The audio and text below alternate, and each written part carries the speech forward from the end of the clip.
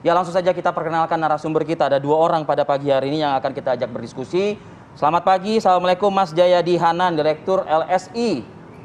Waalaikumsalam, selamat pagi Mas Fadil, Mbak Rati.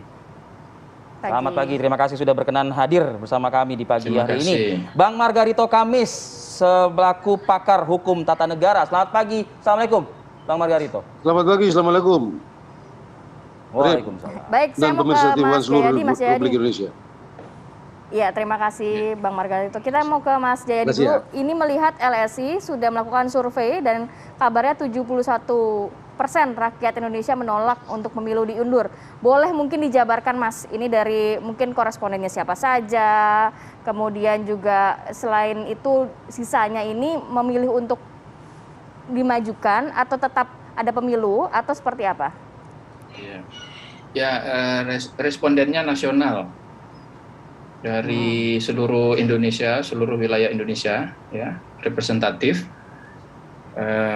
Kami mewawancarai mereka melalui telepon, dan telepon itu diperoleh dari daftar responden yang sudah diperoleh oleh LSI sejak tahun 2018 sampai 2021 melalui survei tatap muka. Jadi survei ini menjangkau sekitar 71% rakyat Indonesia di seluruh Indonesia, representatif mewakili Aceh sampai Papua.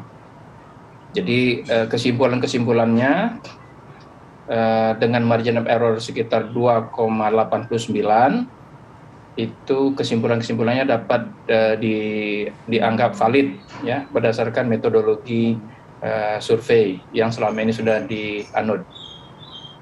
Nah, hasilnya, jadi kita menanyakan bagaimana sikap publik terhadap usulan untuk penundaan pemilu dan atau perpanjangan masa jabatan presiden. Jadi ringkasnya, kami memberikan 2 pilihan kepada publik, apakah Presiden Jokowi diperpanjang masa jabatannya tanpa pemilu, atau pemilu tetap digelar walaupun ada alasan pemulihan ekonomi, ada alasan pandemi, ada alasan kelanjutan pembangunan IKN dan seterusnya. Nah, hasilnya pertama seperti yang Anda bilang, sekitar 70% kalau kita rata-ratakan itu menyatakan bahwa mereka lebih setuju kalau pemilu tetap digelar pada tahun 2024, Presiden Jokowi mengakhiri masa jabatannya pada tahun 2024, dan menyerahkan persoalan-persoalan pemulihan ekonomi, pandemi, kemudian pembangunan IKN itu kepada Presiden baru terpilih. Yang memilih opsi itu sekitar 70%-an. Tetapi di kalangan yang mengetahui adanya usulan bahwa pemilu ditunda atau masa jabatan presiden diperpanjang, itu yang mengetahui isu ini melalui media dan sebagainya, itu sekitar 48%, ya. Nah, di antara yang tahu isu ini, yang menolak itu lebih tinggi, sekitar 75%-an. Itu artinya bahwa makin isu ini diseminasikan ke publik, makin diketahui publik, maka penolakan makin tinggi. Tetapi sikap dasar masyarakat, ya, sikap dasarnya itu adalah bahwa pemilu 70% itu pemilu harus tetap dilaksanakan 2024 dan masa jabatan tidak diperpanjang. Ada yang mendukung sekitar 20%. Itu. Yang kedua yang bisa saya sampaikan bahwa penolakan ini merata di seluruh segmen demografi masyarakat. Dari segi gender, desa kota, dari segi pendidikan, dari segi pendapatan menengah rendah tinggi, kemudian dari segi wilayah, ya, umumnya itu rata menolak, termasuk dari segi pemilih partai politik. Rata-rata pemilih partai politik juga menolak, termasuk 3 partai politik yang secara terbuka mengeluarkan isu ini. Yang ketiga yang bisa saya sampaikan bahwa di kalangan tingkat kepuasan kepada Presiden Jokowi masih cukup tinggi. Kali ini kami menemukannya di angka 66% menyatakan puas kepada Presiden. Tetapi di kalangan yang menyatakan puas kepada Presiden pun mayoritas di sekitaran 60% menyatakan menolak perpanjangan masa jabatan presiden. Yang ketiga, di kalangan pemilih presiden di pemilu 2019 lalu sikapnya sama. Pemilih Presiden Jokowi Ma'ruf pada 2019 itu mayoritas sekitar 60% menyatakan menolak perpanjangan masa jabatan itu. Kalau pemilih Prabowo Sandi sekitar 80% menyatakan menolak perpanjangan itu. Jadi secara keseluruhan bisa kita simpulkan wacana perpanjangan masa jabatan presiden atau penundaan pemilu 2024 itu adalah wacana yang cenderung lebih bersifat elitis, dan kalaupun ada masyarakat yang mendukung, jumlahnya minoritas di masyarakat Indonesia.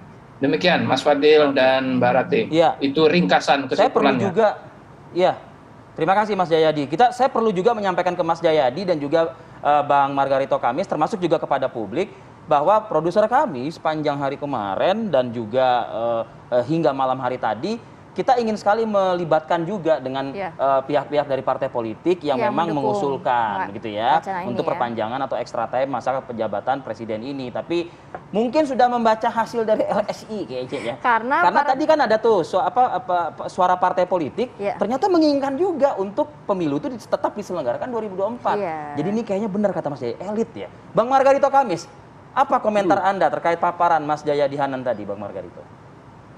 Apa ya, saya senang sebenarnya ya masyarakat berada pada sikap yang secara substansial memang itu harus ada gitu. Tapi saya dapat mengerti, Rip, dalam soal politik, hal-hal seperti yang ditampilkan oleh survei LSI itu tidak sepenuhnya bisa dijadikan pegangan. Anda tahu kan, tahun 1959, siapa yang merefleksikan pikiran yang kira-kira mirip dengan hasil LSI itu? Nggak ada.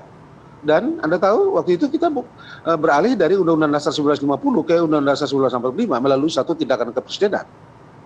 Jadi kalau saja katakanlah di hari-hari ini pemerintah kita betul-betul terbakar hasrat untuk mendrive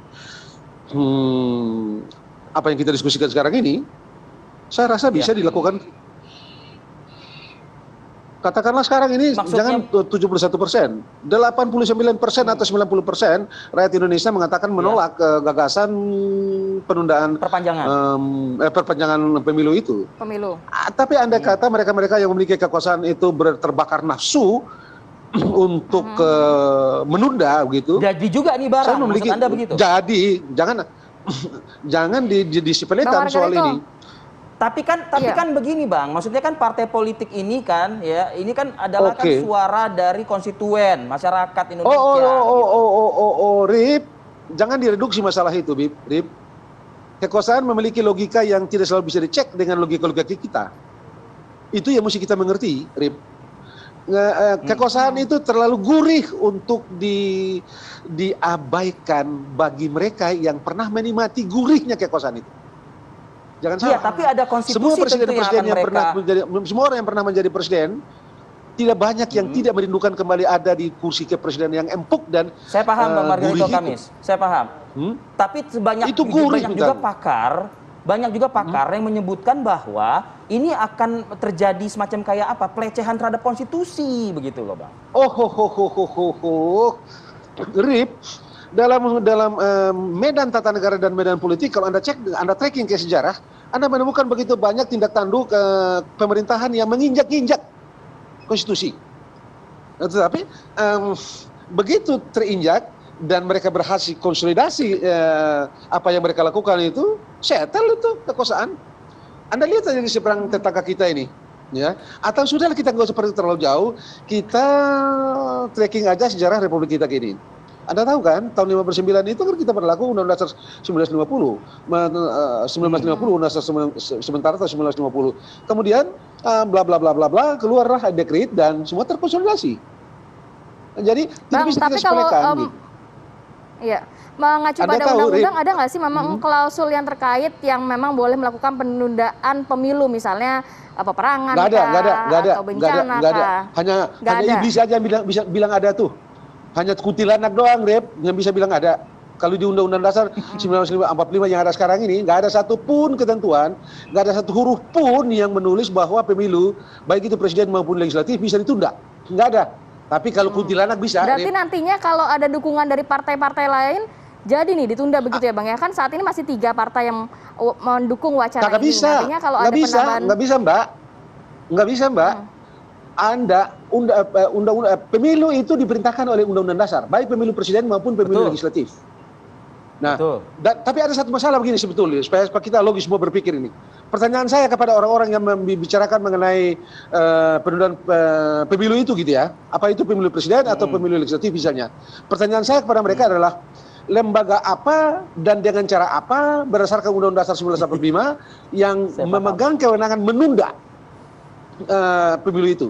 MPR tidak bisa tunda, DPR tidak bisa tunda, DPD tidak bisa tunda, KPU tidak bisa tunda, Presiden tidak bisa tunda. Itu dia Bang Margarito Kamis yang saya nggak habis pikir, mereka berada di lembaga yang memang kehidupannya sehari-hari berkutat seputar dengan konstitusi. Tapi kok bisa-bisanya ada usulan seperti ini Bang Margarito Kamis. Kita lanjutkan diskusi kita usai jeda pada hora berikut. Kami akan kembali.